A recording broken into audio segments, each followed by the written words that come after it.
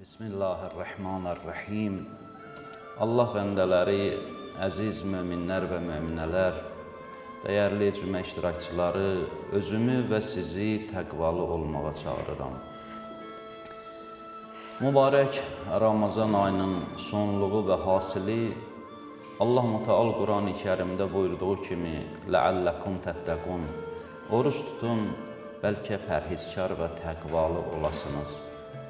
Oruç tutmağın hasili və nəticəsi təqvadır. İndi görürsən, bəzi adamlar mübarək Ramazan ayından çıxanda artıq özünü sərbəst hiss edir. Belə güman eləyir, belə düşünür ki, keçmişdə işlədiyi günahları artıq Allah bağışlayıbdır. Bunun özü müsbət haldır, gözəldir, doğrudan da o cürdür inşallah. Həqiqi oruç tutanların Allah günahlarını bağışlayıb və dualarını qəbul edib.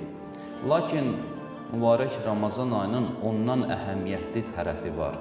O da bundan ibarətdir ki, insan oruç tutmaqla özünə güvən, güclü iradə və günahı tərk eləmək qüdrəti tapmalıdır.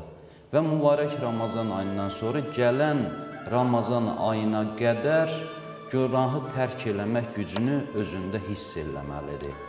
Bax, oruç tutmağın ən gözəl dəyəri və fəziləti buradadır. Gələn Ramazan ayına qədər günahı tərk eləmək gücünü özündə hiss eləmək və bu adəti özündə yaratmaq. Çünki Ramazan ayında günahları tərk eləmişdi. Bu artıq onda adət halında qalmalı idi ki, mübarək Ramazan ayından sonra da günahları tərk eləmək gücü, xasiyyəti yerində qalmış ola inşallah.